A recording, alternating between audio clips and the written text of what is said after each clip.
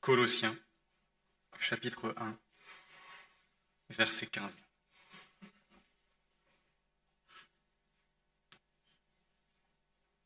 Il est l'image du Dieu invisible, le premier-né de toute la création. Car en lui, tout a été créé dans les cieux et sur la terre, ce qui est visible et ce qui est invisible, trône, souveraineté, principauté, pouvoir. Tout a été créé par lui et pour lui. Il est avant toute chose, et tout subsiste en lui. Il est la tête du corps, de l'Église. Il est le commencement, le premier-né d'entre les morts, afin d'être en tout le premier. Car il a plu à Dieu de faire habiter en lui toute plénitude, et de tout réconcilier avec lui-même, aussi bien ce qui est sur la terre que ce qui est dans les cieux, en faisant la paix par lui, par le sang de sa croix. J'aimerais ajouter 3 lectures parallèles. D'abord dans l'Épître aux Hébreux, au chapitre 1.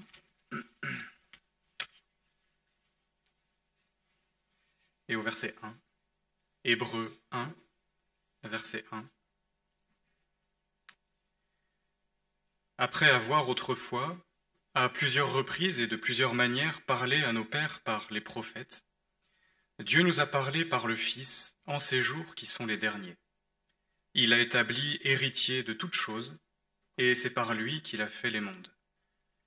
Ce Fils, qui est le rayonnement de sa gloire, et l'expression de son être, soutient toutes choses par sa parole puissante. Après avoir accompli la purification des péchés, il s'est assis à la droite de la majesté divine dans les lieux très hauts, devenu d'autant supérieur aux anges qu'il a hérité d'un nom bien différent du leur.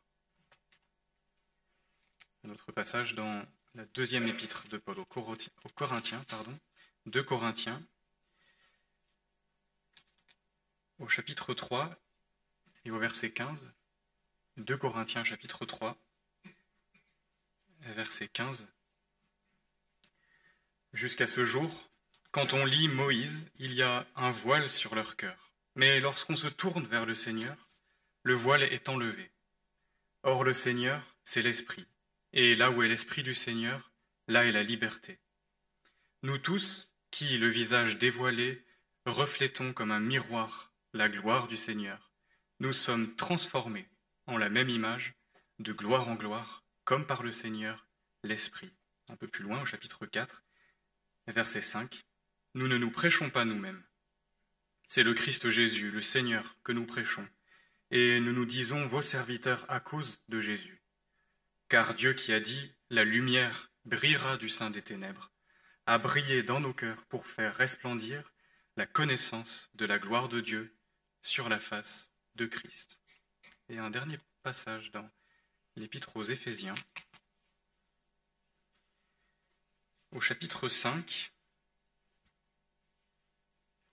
et on va lire la section du verset 22 au verset 32, section où il est question du mariage et du rapport entre l'homme et la femme qui trouve son modèle dans la relation de Christ avec l'Église. Et c'est ce modèle-là que je vous invite à contempler ensemble. Éphésiens, chapitre 5, verset 22. Femmes, soyez soumises chacune à votre mari comme au Seigneur. Car le mari est le chef de la femme comme Christ est le chef de l'Église, qui est son corps, et dont il est le sauveur. Comme l'Église se soumet au Christ, que les femmes se soumettent en tout, chacune à son mari. Mari, aimez chacun votre femme, comme le Christ a aimé l'Église et s'est livré lui-même pour elle, afin de la sanctifier après l'avoir purifiée par l'eau et la parole, pour faire paraître devant lui cette Église glorieuse, sans tache, ni ride, ni rien de semblable, mais sainte et sans défaut. De même, les maris doivent aimer leur femme comme leur propre corps. Celui qui aime sa femme s'aime lui-même. Jamais personne, en effet, n'a haï sa propre chair, mais il la nourrit et en prend soin comme le Christ le fait pour l'Église, parce que nous sommes membres de son corps. C'est pourquoi l'homme quittera son père et sa mère pour s'attacher à sa femme, et les deux deviendront une seule chair. Ce mystère est grand. Je dis cela par rapport à Christ et à l'Église. Jusqu'ici pour les lectures.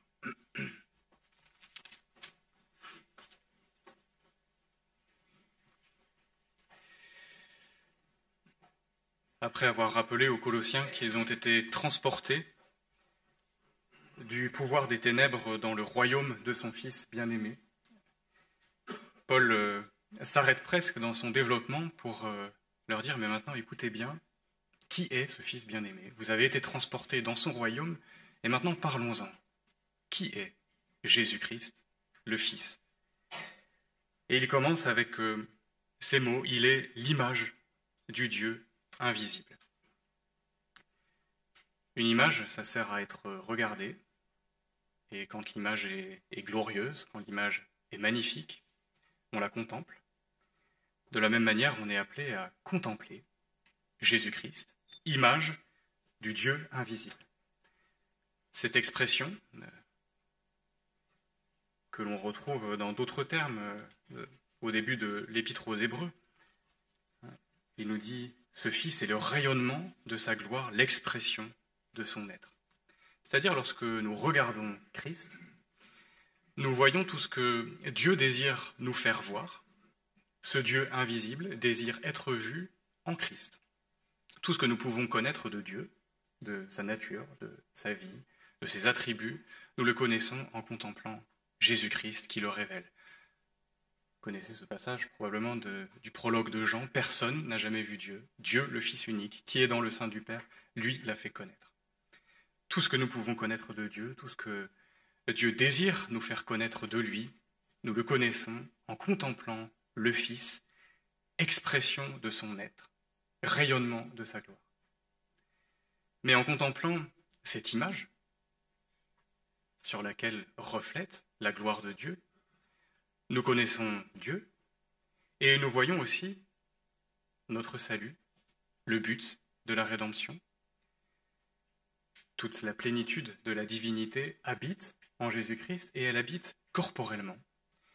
Lorsqu'on regarde Jésus, on regarde aussi ce que Dieu désire pour nous. Paul l'exprime aux Romains. Il leur dit, nous avons été prédestinés à être rendus semblables à l'image de Jésus-Christ.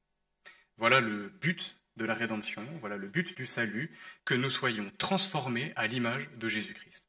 Nous savons dans la Genèse que l'homme a été créé à l'image de Dieu, en sa ressemblance, mais qu'à cause du péché, cette image a été bien déformée. Et voilà que l'œuvre de la rédemption est une œuvre de recréation, où une nouvelle humanité va être créée selon un modèle, une image parfaite. Ce modèle, c'est Christ. Il est lui, l'expression de la gloire de Dieu, le reflet de sa gloire. Et c'est selon ce modèle que nous sommes appelés à être transformés. Le Seigneur nous sauve en crucifiant notre nature perdue et en nous recréant à l'image de Jésus-Christ, image parfaite de Dieu.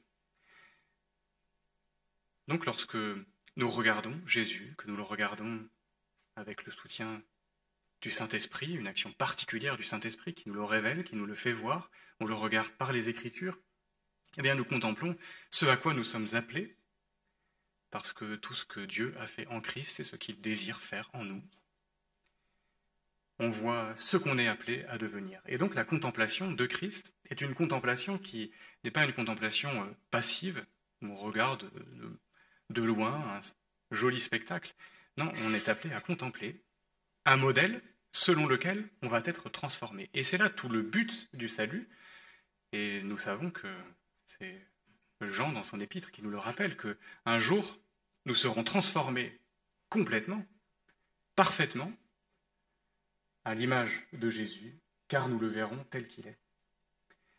Mais avant ça, eh bien, nous sommes appelés déjà à le regarder, déjà à le contempler, et être transformés, comme nous l'avons lu dans l'Épître aux Corinthiens, de gloire en gloire. Il y a quand même l'idée là d'un progrès, d'une transformation par la sanctification progressive, par une action du Saint-Esprit qui va nous transformer de plus en plus en l'image de Jésus-Christ.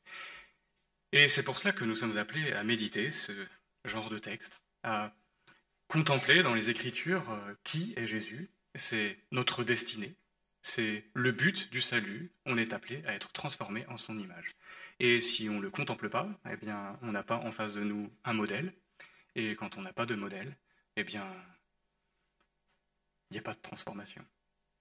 À l'époque des juges, il nous est dit qu'il n'y avait pas de roi en Israël et chacun faisait ce qui lui semblait bon. Ce qui en ressort, c'est du désordre. Eh bien, il n'y avait pas de modèle.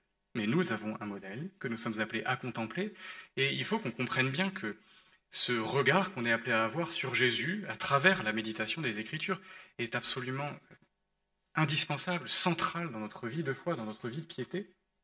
Je crois qu'il faut qu'on reconnaisse que c'est généralement pas ce qu'on recherche, c'est pas ce qui nous semble correspondre finalement à nos besoins. Quand, je sais pas, je vais pas bien, je suis triste, etc., bien j'ai besoin peut-être d'une parole, d'une exhortation, d'une orientation, etc., mais on a rarement le sentiment que c'est en contemplant Jésus-Christ que véritablement les choses vont s'arranger. Or, je pense qu'il faut qu'on comprenne bien que tout dans la vie chrétienne, tout dans notre vie de piété découle d'un regard que nous sommes appelés à porter sur Jésus-Christ.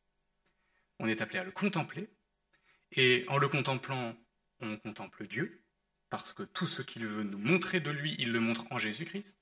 On contemple aussi la victoire que Jésus-Christ nous a obtenue sur les puissances mauvaises, cette victoire qu'il a obtenue à la croix, et puis sa résurrection, son ascension au ciel, sa session à la droite de Dieu, le fait qu'il est encore vivant, en le contemplant, une paix profonde descend dans nos cœurs, une assurance. Christ est victorieux, Christ est glorieux. Et on le contemple aussi pour voir quel est le modèle selon lequel on est appelé à être transformé. Vous voulez savoir ce qu'est l'amour? Regardez Christ et comment l'amour s'est incarné. Vous voulez savoir ce qu'est la patience, la bonté? Regardez Christ et voyez en quoi cela s'est incarné. Tout, en fait, dans notre vie chrétienne, nous sommes appelés à le tirer de cette contemplation de Christ. Et par la méditation des Écritures, par l'action du Saint-Esprit, par l'acceptation aussi que face à ce modèle, nous soyons vus tels que nous sommes, c'est-à-dire pas encore conformes à ce modèle-là. Celui qui a cette espérance se purifie comme lui-même est pur. Cette contemplation va nous conduire normalement à désirer être changés et marcher quand même de progrès en progrès, à être transformés de plus en plus en l'image de Jésus. Donc il nous faut contempler cette image, l'image du Dieu invisible. Mais la réalité, c'est que cette image, elle est souvent déformée.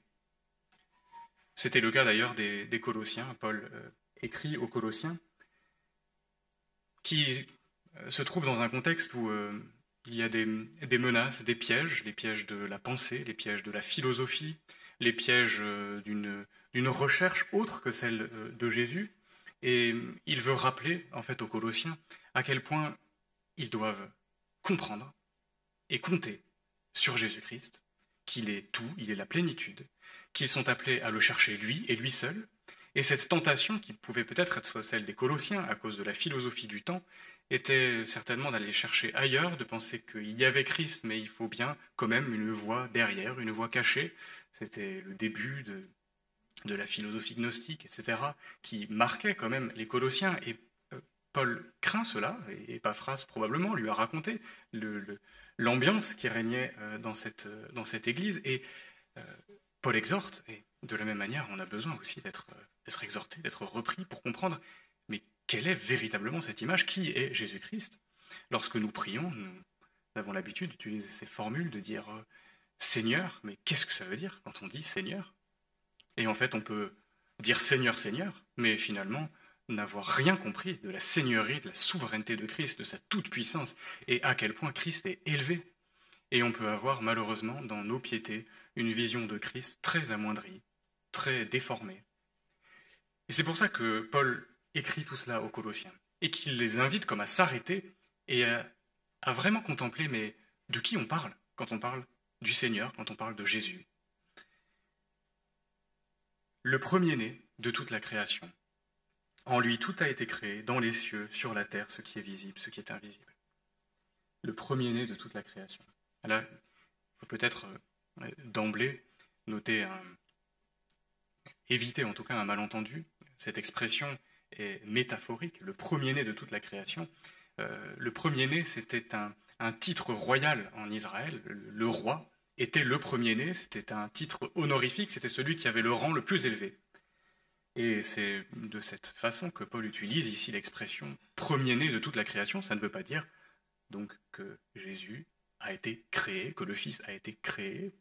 Certains se sont saisis de ce verset en l'isolant et en voulant dire que le Fils est inférieur au Père parce qu'il a eu un commencement. Non, le Fils est éternellement Fils.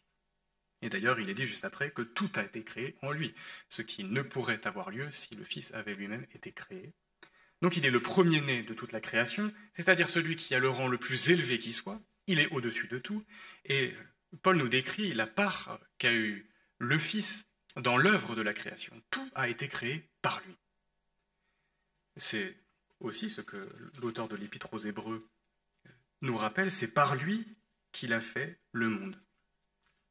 Donc, le Fils, qui est aussi le Logos, la parole, tout a été créé en lui. Rien de ce qui existe n'existe en dehors de lui. Tout a été créé par lui et pour lui. Et à cette œuvre de création s'ajoute une œuvre de préservation. Paul nous dit, tout a été créé en lui, par lui, et tout subsiste en lui. C'est-à-dire que tout est maintenu, et je voyage entre les deux textes, mais c'est la même chose dans l'Épître aux Hébreux, il soutient toute chose par sa parole puissante. Donc, tout ce qui existe, tout ce que nous voyons, et tout ce que nous ne voyons pas, d'ailleurs, puisqu'il est question du monde visible et du monde invisible, existe par le Fils, et tout est aussi soutenu, maintenu, subsiste en lui. Évidemment, c'est vertigineux quand on réfléchit à cela, on a du mal à se le représenter, mais je crois qu'il faut qu'on comprenne que là où les hommes, avec leur intelligence, ont réussi à établir les lois de la physique, il faut bien qu'on comprenne que si les planètes poursuivent leur course en orbite, eh bien c'est parce que le Fils les soutient. Tout est soutenu par Christ, du trajet des planètes aux petites cellules de vos corps, tout est maintenu par Christ, tout subsiste en lui et rien ne lui échappe. Rien ne lui échappe. Donc quand on parle de Christ, quand on s'adresse à lui, quand on dit Seigneur, eh bien c'est déjà ça qu'on reconnaît. Tout a été créé par lui, tout subsiste en lui, et Paul ajoute, tout a été créé pour lui. Cette expression m'a interpellé parce que c'est vraiment ce qui donne finalement sens au monde, sens à toute chose. Tout a été fait par lui, tout subsiste en lui, et tout a été fait aussi pour lui. Donc là où parfois nous pouvons nous poser cette question-là, mais finalement quel est le sens des choses? Toute chose trouve son sens en Christ. Toute chose trouve son sens par rapport à ce centre qu'est Jésus-Christ. C'est évidemment la question du sens, du but. C'est, je pense, très vite, quand on commence à grandir, des questions qui nous peuvent même parfois nous angoisser, nous laisser pas tranquilles. Mais quel est le sens du monde? Quel est le sens de la création? Eh bien, regardez Christ. Le sens, c'est lui. On peut se poser aussi cette question-là pour soi-même. Quel est le sens de ma vie? Quel est le but? Pourquoi suis-je ici-bas? Regardez à Christ. Vous cherchez un sens à votre vie, vous cherchez un sens à votre existence, regardez Christ. Et Paul le dit, mon but, c'est-à-dire le sens en fait de sa vie, mon but c'est de le connaître. Lui et la puissance de sa résurrection et la communion de ses souffrances. Voilà le but, voilà le sens de toute chose. Nous ne pouvons trouver de sens en dehors de cela. Je crois que c'est quelque chose qui doit vraiment descendre dans nos cœurs, faire autorité. Et lorsque les choses ne tournent pas rond, c'est parce qu'elles ne tournent pas autour de Christ. Lorsque nous perdons le sens, c'est parce que nous perdons de vue Jésus-Christ. Et dans le texte, ce qui est étonnant, c'est qu'il est dit, donc tout a été créé par lui, tout subsiste en lui, ce qui est visible, ce qui est invisible. Et puis, il est décrit les trônes, les souverainetés, les principautés, les pouvoirs. Difficile de savoir exactement ce que Paul désigne ici, mais ce que l'on peut comprendre, c'est que tout, même les puissances spirituelles, amicales ou hostiles, ont été faits par lui, c'est-à-dire il est au-dessus de tout ça. Ce qui me laisse dire que même lorsqu'on cherche le sens des difficultés qu'on peut avoir dans notre vie, des épreuves, des douleurs, des obstacles, etc., généralement, c'est le moment quand on est éprouvé où toutes sortes de pourquoi se lèvent. On n'a pas toujours les réponses, on ne sait pas toujours pourquoi on est éprouvé, on ne sait pas toujours expliquer, mais ce qui est sûr, c'est qu'il y a toujours un sens, et que le sens, là aussi, c'est Christ. Et que le Seigneur, parfois, permet qu'on passe par des épreuves, des obstacles, et que, bien par moments, on peut avoir le sentiment que tout nous échappe. Le but, le sens, nous amener à Christ. Et cela, on peut même le voir dans l'Église, dans l'œuvre de Dieu. Il y a des moments où on a le sentiment que tout nous échappe, et que parfois tout se casse la figure. Peut-être parce qu'on prenait appui sur quelque chose qui n'est que du sable, et que le Seigneur veut nous révéler Christ, le rocher solide sur lequel on est appelé à prendre appui. Donc le sens de toute chose, c'est Jésus-Christ. Et c'est là où, avec assurance, il faut qu'on comprenne ces paroles de Paul, toute chose coopère au bien de ceux qui aiment Dieu. Donc même les épreuves, même les épreuves bien douloureuses, eh bien nous amènent à cela, coopèrent à notre bien, nous transformer à l'image de Jésus-Christ, et nous sommes transformés lorsque nous le contemplons. Et nous sommes transformés alors à son image. Tout nous amène à Jésus-Christ. Tout a été créé par lui et pour lui. Il est avant toute chose et tout subsiste en lui. Et puis Paul continue dans cette hymne incroyable où là d'un coup les choses, c'est comme si elles devenaient encore davantage concrètes. Je pense que si on en reste là, on a déjà dit des choses probablement très belles sur Jésus, sur sa souveraineté. On a reconnu que voilà, le Fils règne, il règne sur l'univers tout entier, il est au-dessus de tout. Ça nous conduit déjà à l'adorer et peut-être à nous humilier aussi du mépris que nous avons parfois pour Jésus-Christ et de la manière avec laquelle nous invoquons son nom avec légèreté. Mais cette contemplation, elle ne doit pas rester une contemplation abstraite, théorique. C'est une chose de savoir que Christ règne, mais il faut qu'on comprenne que Christ règne sur l'univers, mais Christ règne aussi sur l'Église, Christ règne aussi sur nos cœurs, et il règne sur nos cœurs, sur l'Église, d'une manière toute particulière, et on pourrait dire qu'il y a comme une différence, il ne règne pas dans l'Église de la même manière qu'il règne sur l'univers. Quelque chose de particulier, d'intime. Les choses doivent devenir là concrètes. Et c'est d'ailleurs dans ce passage, entre les deux, pour dire les deux strophes de l'hymne, quelque chose de marquant, c'est que la première fois qu'il est question de premier-né de toute la création, l'expression est métaphorique, donc d'une certaine manière un peu abstraite, et puis Paul réemploie le mot, mais pour parler de premier-né d'entre les morts. Et là, c'est concret. C'est pas une métaphore, c'est pas une image. Le Seigneur, le Fils éternel du Père, s'est incarné, il a été rendu semblable à nous, il est mort sur la croix pour porter nos péchés, et il est le premier-né d'entre les morts. Prémisse de notre résurrection. Parce que tout ce que le Seigneur veut faire pour nous, il l'a fait d'abord en Christ. Et donc, nous voyons quelque chose de tout à fait concret. Et il faut qu'on comprenne, mais oui, Christ règne, mais on ne peut pas en rester dans cette, je ne sais pas, cette exclamation qui peut être théorique et se dire, et parfois, malheureusement, je pense qu'on en est là, on reste dans quelque chose de très abstrait. Voilà, Christ règne, mais concrètement, qu'est-ce que ça me change ? Qu'est-ce que ça nous change ? Il faut qu'on s'interroge, qu'est-ce que ça nous change que Christ ait tous les pouvoirs, que Christ soit au-dessus de tout ? Je pense que parfois, on a une connaissance à ce niveau-là de la souveraineté de Dieu, de la souveraineté de Christ, de ses pleins pouvoirs, qui finalement ne diffèrent pas beaucoup de peut-être cette intuition païenne que le monde est régi par quelque chose ou par un principe, etc.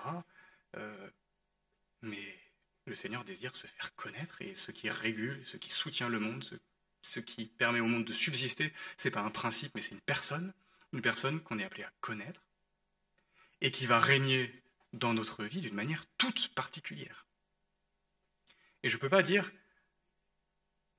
ok, Christ règne sur l'univers, l'Église est dans l'univers, donc Christ règne sur l'Église, je fais partie de l'univers, donc Christ règne sur ma vie. Non, Christ est appelé à régner sur ma vie d'une manière toute particulière.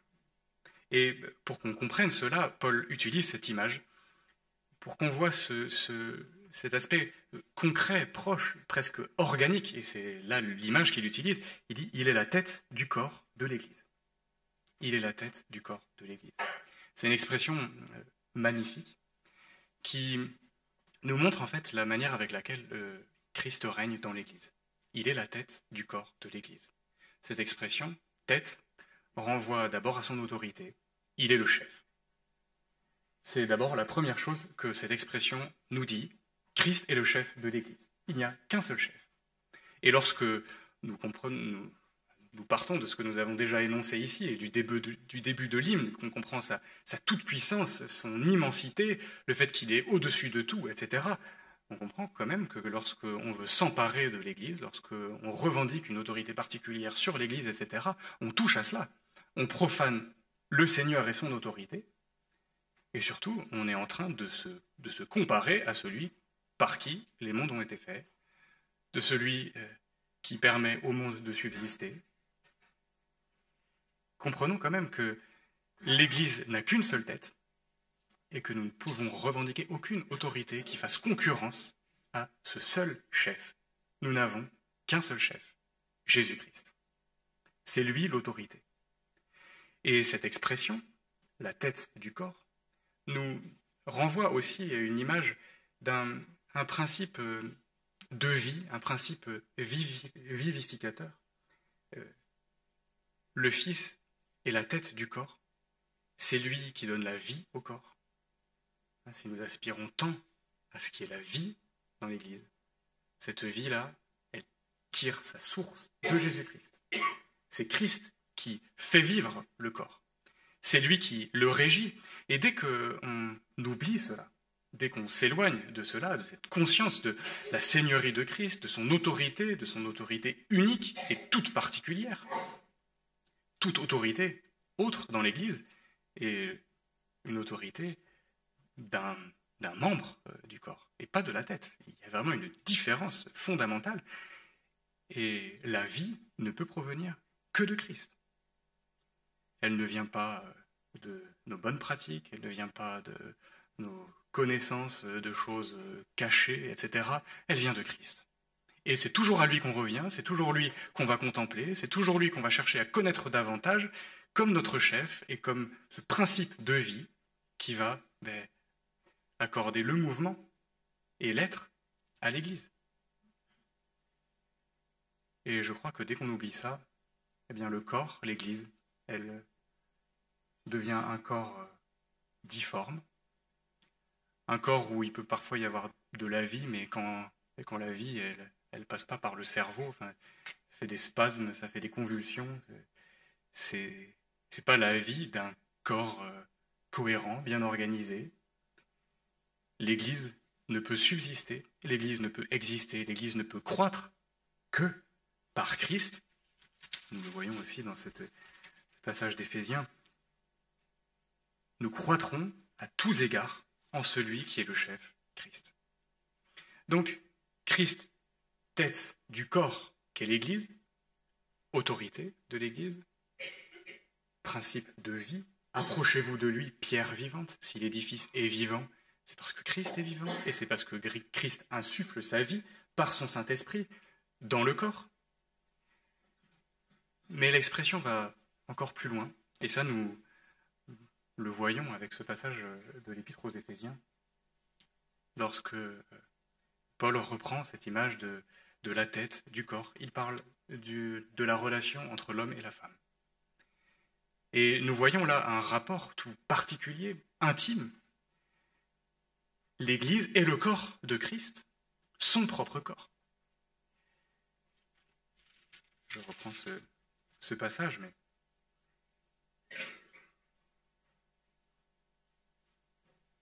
il a sanctifié l'Église, il l'a purifiée par l'eau et la parole, pour la faire paraître devant lui, glorieuse, sans tache, ni ride, ni rien de semblable, sainte et sans défaut. Et le texte nous montre l'amour qu'il a pour l'Église, comme l'amour qu'il a pour son propre corps. C'est-à-dire, il y a là un lien, une union entre Christ et l'Église, qui est une union intime, c'est une union de mariage, entre l'homme et la femme, et le texte ici reprend même le texte de la Genèse, c'est pourquoi l'homme quittera son père et sa mère pour s'attacher à sa femme, et les deux deviendront une seule chair. Quand la parole nous dit que l'Église est le corps de Christ, c'est de cette manière-là. Elle est comme ce vis-à-vis, quand, vous savez, dans la Genèse, Adam s'est retrouvé face à Ève, qui venait d'être créée, il a dit, voilà enfin, celle qui est os de mes os, chair de ma chair. Ce vis-à-vis, en fait, toute la parole nous révèle que c'est ce vis-à-vis qu'il y a entre Jésus-Christ et son Église. Et il aime son Église. Et il en prend soin comme son propre corps. Et il en prend soin comme son épouse. Il la pare, il l'habille, il lui confère une beauté, une renommée. Si l'Église est belle, c'est parce que Christ l'habille, c'est parce que Christ en prend soin. Tout nous conduit à regarder vers Christ. Il en prend soin comme de sa propre chair. C'est mystérieux, et Paul le dit, ce mystère est grand, je dis cela par rapport à Christ et à l'Église. Mais comprenons par là l'intimité profonde, très particulière qu'il y a entre Jésus-Christ, l'image du Dieu invisible, celui par qui tout a été fait et en qui tout subsiste, mais qui est aussi d'une manière toute particulière celui qui aime l'Église, qui en prend soin, qui l'habille, qui la nourrit. Il est question de la nourrir, d'en prendre soin. Voilà ce que fait Christ avec l'Église, voilà ce que fait Christ avec nous. Donc, Christ règne sur l'Église de cette manière-là, comme l'autorité suprême, comme celui qui communique la vie et comme celui qui, comme le mari, est appelé à prendre soin de sa femme, prendre exemple sur ce modèle parfait. Christ prend soin de son épouse, l'Église. Et croyons-le avec fermeté, Christ le fera jusqu'au bout. On peut parfois être si inquiet, si angoissé, mais ce n'est pas les hommes qui prennent soin de l'Église, c'est Christ. Alors il va utiliser ses serviteurs, il va communiquer des dons, il va agir par son Saint-Esprit, mais c'est Christ qui nourrit, c'est Christ qui prend soin de l'Église, c'est Christ qui la protège, pas les hommes. Et ça, c'est important de le confesser, c'est important de le comprendre, c'est important d'y revenir constamment parce qu'on s'en éloigne aussi vite. Les Colossiens, c'était leur risque.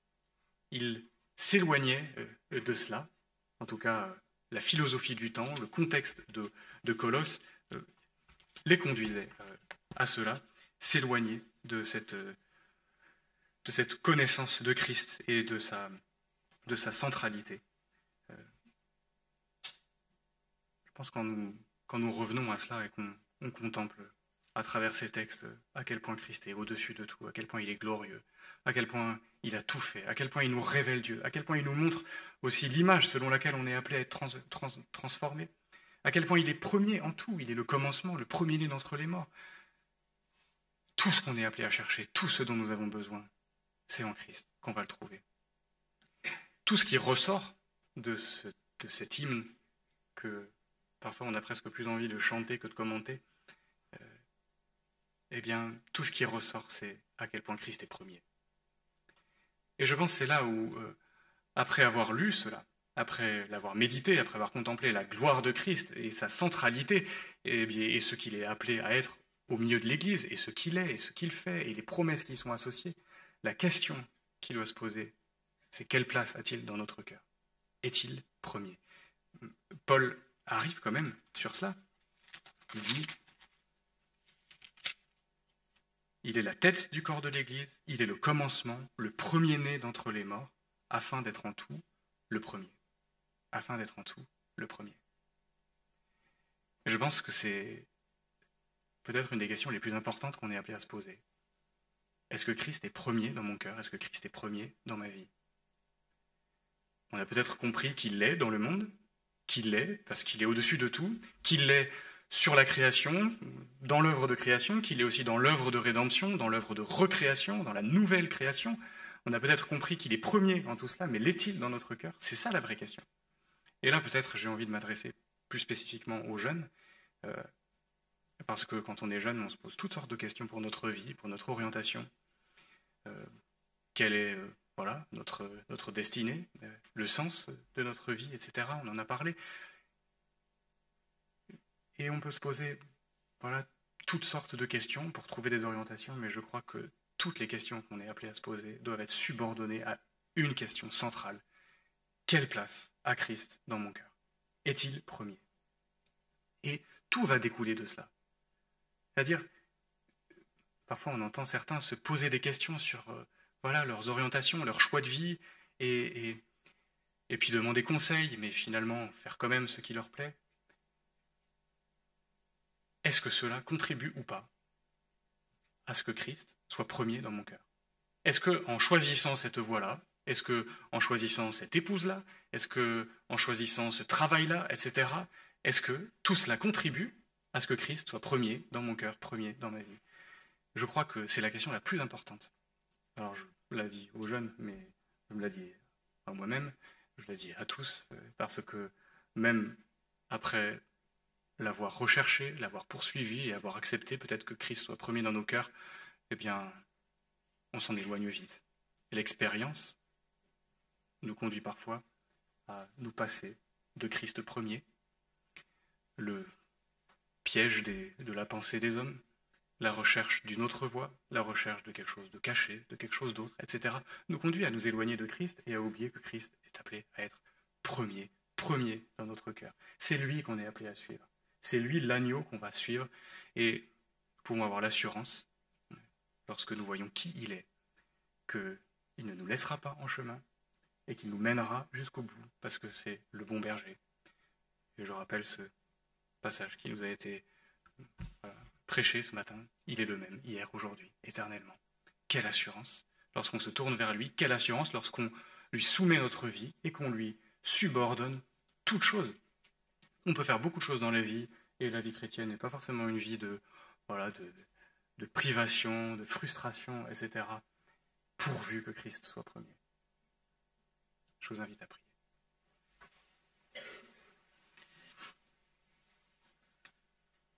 Notre Dieu, nous voulons recevoir ta parole au plus profond de nos cœurs et nous soumettre à celui que tu nous as donné, Jésus-Christ. Nous voulons contempler en lui tout ce que tu nous donnes à voir de ta gloire. Nous te remercions parce que ta parole nous le montre, ton esprit nous le révèle, et nous voulons ce soir ouvrir notre cœur pour le connaître encore davantage afin d'être transformés encore davantage à son image.